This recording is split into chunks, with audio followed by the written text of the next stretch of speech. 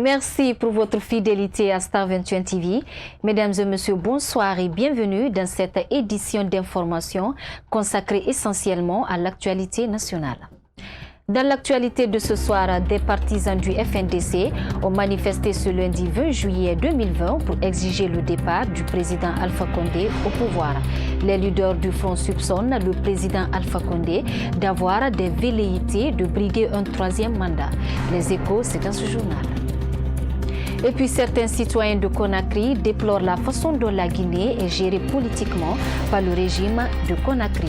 Vous entendrez leur cri de cœur dans cette édition d'information.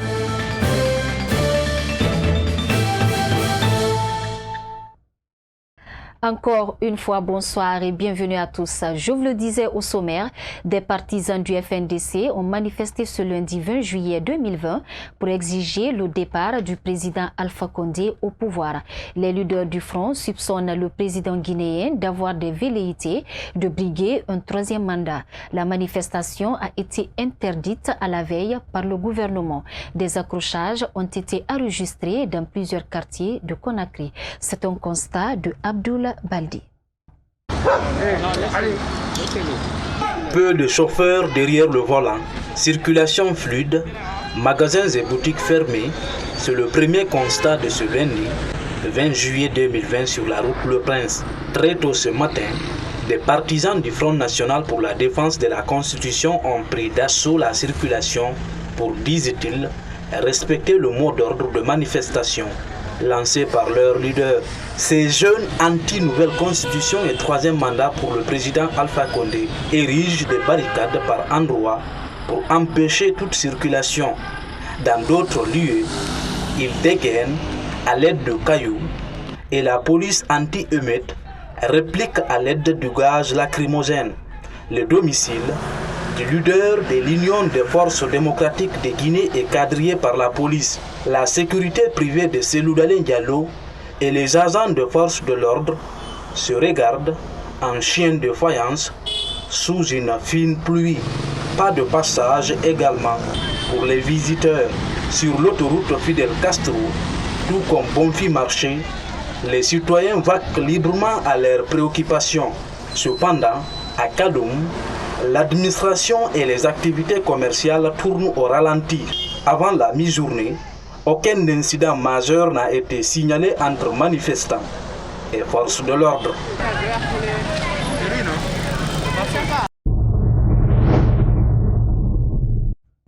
Dans l'après-midi de ce lundi 20 juillet 2020, la tension était toujours vive entre jeunes manifestants, partisans du FNDC et forces de l'ordre, notamment dans les quartiers Wanindara et Koza, dans la commune de Ratoma. C'est un reportage de Sayon Kamara et Mustafa Diani. Malgré la pluie qui s'est abattue sur Conakry, des jeunes partisans ont manifesté contre le troisième mandat pour le président Alpha Condé. Les quartiers Wanindara, Koloma, Bambeto et Amdalaï ont été les foyers de résistance de cette journée. Sur l'axe Bambeto-Koza, la traversée était difficile, voire même impossible pour les usagers. Vous voyez, les enfants ils sont motivés. La pluie le matin, ça a un petit peu fatigué. Mais je crois bien d'ici après-midi, les gens ils vont sortir, ils vont manifester. Parce que tout le monde est motivé. Je viens de Koza, Bambeto, j'ai traversé beaucoup d'axes. Les gens sont motivés pour sortir, mais la pluie a un petit peu quand même gâté. Mais nous sommes motivés et nous sommes déterminés à aller jusqu'au bout. En dépit de la détermination des forces de l'ordre à empêcher la manifestation, ces jeunes entendent aller jusqu'au bout de leurs revendications. Franchement, ce qu'il est en train de faire, c'est une violation flagrante de la loi. Donc, que les citoyens appellent à cette manifestation pour que le président comprenne que le droit qu'il est en train d'emprunter n'est pas le bon chemin pour la République. À Wanindara, tout comme dans certains quartiers de Conakry, les forces de l'ordre étaient débordées dans le maintien et le rétablissement de l'ordre public.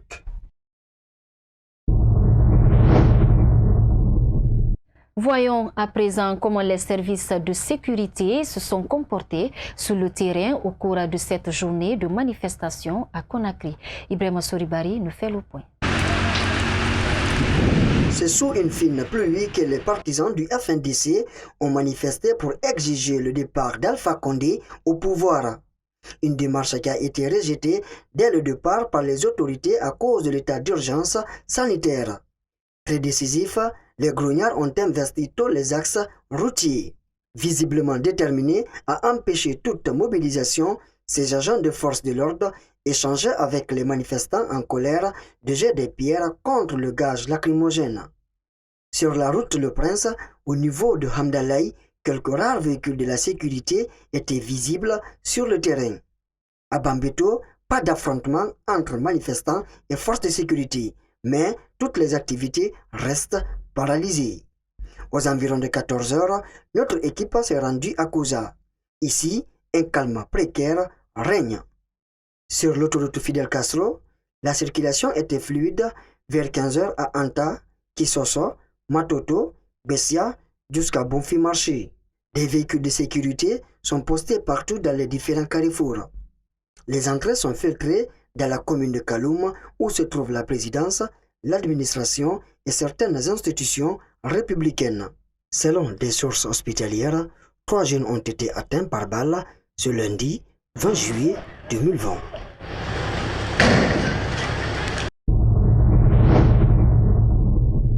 À présent, nous recevons l'invité du journal. Bonsoir, monsieur. Bonsoir. Monsieur Ba, aujourd'hui, le FNDC a manifesté contre le projet du 3e mandat pour Alpha Condé et votre domicile a fait l'objet d'une attaque par les forces de l'ordre. Expliquez-nous, s'il vous plaît. D'accord. Bon, d'abord, tout a commencé la nuit. Toute la nuit, il y a eu des tirs ici. Et à ma grande surprise, j'étais là avec les militants et on planifiait. Et puis voilà, par surprise, d'abord, il y a eu des policiers et des gendarmes. Ils sont par surprise, ils étaient sortis sur nous. Et moi, heureusement, il y a les jeunes qui m'ont poussé vers la... Parce qu'on était dehors, donc je suis rentré dans la cour avec d'autres. Donc ils ont ramassé d'autres jeunes, d'autres militants, et puis ils sont partis avec. Et moi, j'étais à l'intérieur, donc il y avait 2 pick-up devant la porte. Et s'il vous plaît, nous pouvons savoir de quoi vous reproche-t-on? Bon, c'est parce qu'ils savent que je suis membre de FNDC et notre parti est membre de FNDC, donc ils se disent que bon, c'est le parti PUL qui est en train de planifier tout et envoyer les jeunes et puis s'aimer le trouble et tout ça là. Vous comprenez? Donc ils disent que c'est moi et voilà qui est en train de planifier tout et voilà, donc il faut qu'on m'arrête, c'est obligatoire. Donc c'est pour ça en fait. Voilà, ce qu'il veut dire qu'il y a beaucoup de jeunes dans votre quartier qui ont été arrêtés aujourd'hui? Oui, il y a beaucoup de jeunes qui ont été arrêtés. Et c'est grâce à ces jeunes qui sont opposés. C'est pourquoi sinon je n'étais pas là à vous parler à ce moment-là, bien sûr. Vous n'avez pas en quelque sorte le nombre? Le nombre, non exactement, parce qu'il y a certains qui me disent qu'il y a eu 10, il y a certains qui me disent que 12 et 13, donc ils sont en train de faire des vérifications et on va essayer de voir tout ça, les noms et tout ça. Alors, pour le moment, est-ce que le calme est revenu ce soir dans votre quartier? Ah, pas tout à fait, parce qu'ils sont là au niveau du Carrefour. Donc, comme je vous disais tout à l'heure, après 3 heures, ils ont garé devant mon domicile et j'ai sauté par derrière, j'ai quitté le domicile. Donc, ben là, après, parce que je communique avec les militants, donc ils me disent qu'ils sont là dans le quartier et puis au niveau du Carrefour Marché, parce que je ne suis pas loin du Carrefour Marché. Je suis tout près de Carrefour Marché. Donc, ils sont là, en grand nombre, bien sûr. Et avez-vous un dernier mot à ajouter? Oui, bon, ce que j'ai à dire, vraiment, vous savez, ces forces de l'ordre, ils doivent savoir pourquoi ils sont forces de l'ordre, parce qu'ils sont républicains. Donc maintenant, s'ils viennent parce qu'ils tiraient, ils avaient des armes de guerre. Normalement, ils doivent venir avec des armes conventionnelles, des gaz lacrymogènes, mais c'est pas ça. Ils sont venus avec des armes de guerre. Vous comprenez? Donc ces gens-là, moi, je pense que ce sont des milices. Et parce que ce sont des milices aux ordres d'une personne, chez Alpha Condé bien sûr. Donc là, ce que j'ai à dire vraiment, et que tout le monde se lève et ne pas se décourager et lutter contre ces rebelles, parce que c'est des rebelles. Et voilà, pour demander le départ d'Alpha Condé. Déjà, j'ai un petit rappel à vous dire que le 27, le PUL organise notre manifestation qui a été interdite, bien sûr, par la commune de Ratoma, par le maire. Donc, vraiment, je demande à tout le monde de se lever et de ne pas baisser les bras jusqu'à qu'on obtienne gain de cause. D'accord. Merci beaucoup, M. Ba, pour votre intervention. Merci beaucoup. Merci beaucoup. Et puis certains citoyens de Conakry s'expriment sur la situation sociopolitique guinéenne qui devient de plus en plus tendue. Ces citoyens déplorent la façon dont la Guinée est gérée politiquement par le régime de Conakry. Suivez leurs réactions. Actuellement, nous constatons que la jeunesse de la Guinée est en train d'évoluer sur plusieurs plans. Quand nous prenons par exemple sur le plan de la gouvernance locale et administrative, les jeunes sont impliqués partout. Parce que quand nous constatons dans nos communautés aujourd'hui à l'intérieur qu'à Conakry, les jeunes sont impliqués partout.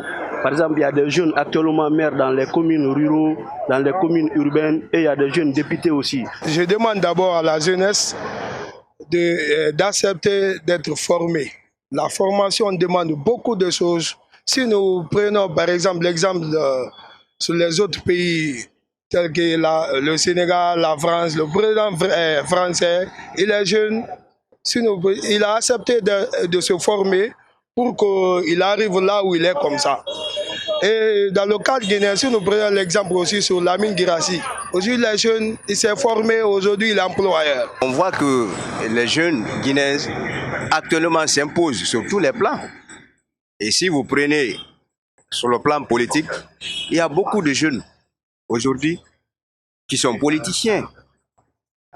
Et aujourd'hui, ces jeunes-là représentent la majorité à l'Assemblée encore. Prenez l'Assemblée nationale, vous prenez une partie de l'Assemblée, vous verrez que la jeunesse est plus nombreuse que les vieux. Donc ça, j'ai beaucoup aimé ça. Donc pour parler ici de la jeunesse guinéenne, moi j'ai quand même quelques conseils à donner aux jeunes qui ne veulent pas étudier. Il faut forcer aux jeunes d'aller étudier. Sans les études, on ne pourra pas réussir. L'engagement de la jeunesse guinéenne est-il nécessaire en politique? Cette question taraude les esprits en Guinée. Et d'ailleurs, nombreux sont ceux qui caressent le rêve de renouveler la classe dirigeante guinéenne. Suivez leurs réactions. Il n'y a rien n'est mis en place pour les jeunes. Surtout nous, les jeunes de Kaloum. On est vraiment marginalisés ici. On ne sait pas pourquoi on est marginalisés. On a fait quoi? On ne sait rien. Ce que je peux donner comme conseil à mes amis, de rester chez eux, de ne pas écouter ces politiques, parce que c'est des menteurs. Ils n'ont rien à apporter, ils n'ont rien à faire, ils cherchent seulement leur intérêt. Mon propos, c'est un problème des policiers. J'étais à Togo, je dis pourquoi je ne vois pas policiers sur la route comme la Guinée. J'en ai ici, c'est la loi. On ne voit pas policiers. On passait sur les filles. Je ne vais pas vite le policier sur la route en ville. Aller bagarrer avec les mototaxis. Il y a des mototaxis partout, hein. Mais moi, je n'ai pas vu les mototaxis bagarrer avec les policiers, les chauffeurs bagarrer avec les policiers et les personnels discuter avec les policiers. Mais pourquoi la Guinée ici, il y a des policiers partout? Et puis, même si celui qui n'a pas de policiers, même si celui qui ne travaille pas dans les fonctions ces jours-là, il dit, mon ami, alors on va se débrouiller. On va s'en débrouiller, on va investir les surtout. Parce qu'il n'y a pas de contrôle. Quant au plan politique, aujourd'hui, il y a une crise profonde de confiance des deux bords. Quand nous allons, par exemple, avec la mouvance, honnêtement, cette mouvance ne rassure pas. Ça ne rassure pas du tout. 10 ans de session, on ne peut pas dire que tout a été néant. Il y a bel et bien eu des acquis. Ces acquis-là, qu'est-ce que nous faisons pour que ça soit pérenne, pour que ça soit bénéfique pour toute la population guinéenne? Ça n'existe pas. Donc le régime là où le pouvoir en place, où la mouvance ne rassure pas quand nous prenons l'opposition. Pendant 10 ans, ou je dirais même de plus, on a marché, on a critiqué, on a dénoncé, mais objectivement, qu'est-ce que nous avons proposé en tant que des forces politiques ou en tant que des partis ou en tant que l'opposition? Qu'est-ce qu'on a réellement proposé à la population? Il est bon de critiquer, mais il est beaucoup plus mieux et préférable aussi de proposer des solutions. Et avec les récents événements, il faut se dire la vérité, c'est un pays qui s'enfonce, c'est un pays qui régresse. Et au regard de la situation sociopolitique de ce pays, tout en commençant par les élections législatives au référendum constitutionnel, et les gens ont mis leur personne, leur ego au devant du peuple. Vouloir penser que ce pays où nous vivions, que c'est une nouvelle constitution qui est le levier du développement de ce pays, je m'inscris en faux, parce que vous n'êtes pas sans savoir que depuis 2010, 2015 et maintenant, il y a des lois que nous avions mises en place, par exemple à l'occurrence du code électoral, qui a eu son contenu violé par l'exécutif en flagrant délit. Qui peut me dire que ce même exécutif est à mesure de respecter une constitution taillée sur mesure, sans compter les violations flagrantes qui ont suivi ce référendum et en ce qui est de la promulgation de cette constitution.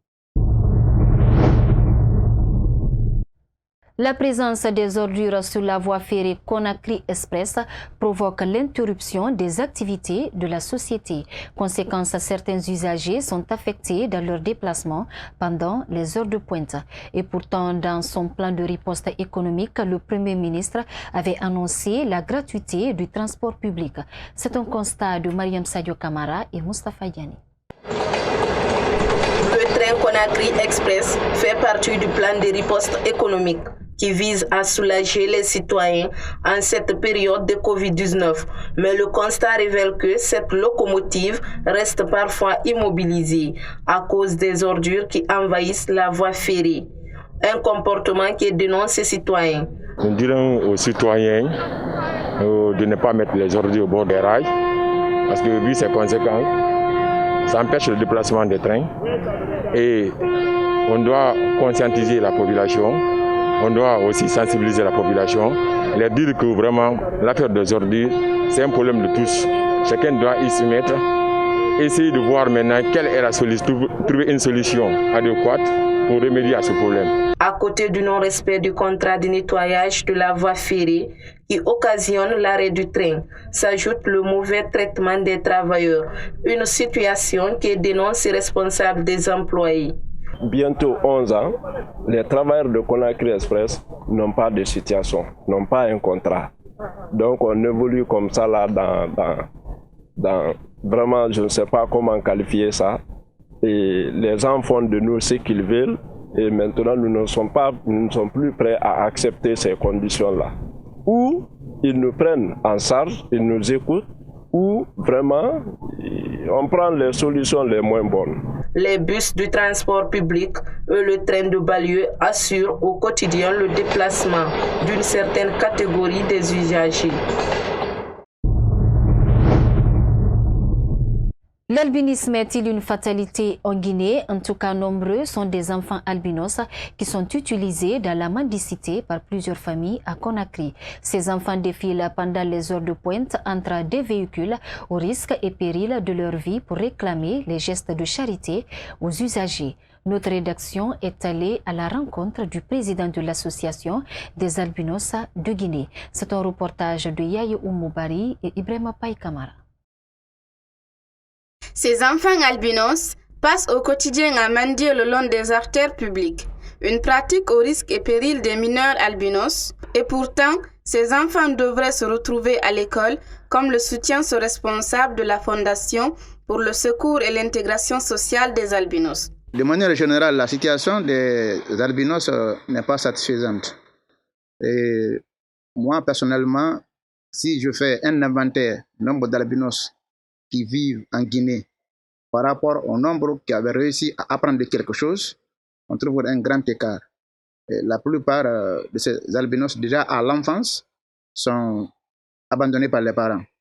Ils font ce qu'il ne faut pas parce qu'ils sont dans les rues. Une fois qu'ils deviennent maintenant adultes, ils deviennent des récalcitrants. Et la plupart meurent avant l'âge. Parce qu'on ne dit pas qu'il y a un âge auquel on doit mourir. Mais quand on meurt avec souffrance, ça on dirait que l'intéressé est décédé très tôt. Donc ils vivent une situation qui n'est pas du tout satisfaisante. Socialement, ce n'est pas acceptable. Toute la lutte que nous menons, c'est amener les parents de se rendre premiers responsables. Parce que l'État ne peut pas prendre ton enfant à charge pendant que tu es vivant. Il faudrait que toi-même tu sois le premier responsable. Donc, toute campagne de sensibilisation que nous faisons depuis 2018 avec l'appui de OSIVA, cette ONG américaine, c'est pour amener, n'est-ce pas, d'abord les parents se rendre premiers responsables. Si maintenant les institutions étatiques doivent intervenir, c'est à travers cela. Poursuit, Dr Morlaye Camara interpelle les autorités face à leur responsabilité de protéger les enfants albinos. Comme j'ai toujours dit, on n'a pas besoin de créer un ghetto pour regrouper les albinos. Même pas l'école uniquement pour les albinos, ça ne se doit pas. On se bat pour leur intégration. Et l'intégration commence à l'enfance. Les parents sont les premiers éléments qui doivent agir pour que l'intégration réussisse d'abord au fond de la famille et ailleurs. Donc, on n'a pas besoin de créer un ghetto. Comme les gens font comme ça, ils créent des centres pour regrouper les handicapés et regrouper, n'est-ce pas, les soi-disant orphelins. Mais quand ceci évolue, isolé, comment ils peuvent se rendre compte de leur utilité, leur place dans la société dont ils sont membres? Donc, nous, ce que nous faisons est que l'État appuie, n'est-ce pas, les institutions, parce qu'actuellement, ils ne sont pas les seuls. C'est ce qui a même un peu affaibli, n'est-ce pas, l'action de la Fondation. Au lieu de venir nous joindre, pour nous appuyer, ils sont mis à créer des structures parallèles pour soi-disant gérer la situation des enfants. Mais à un certain moment, ce n'est pas pour les gérer positivement, plutôt pour les exploiter. Vous avez vu des structures qui existent actuellement, n'importe où, ils font ce qu'ils veulent, c'est seulement à avoir quelque chose avec ces enfants-là. Ils envoient même les enfants saluer les chefs dans les bureaux pour recueillir quelques enveloppes. On a vu tout ça ici. Mais contre ça, on ne peut absolument rien si l'État ne nous appuie pas. Donc, notre effort, c'est ça.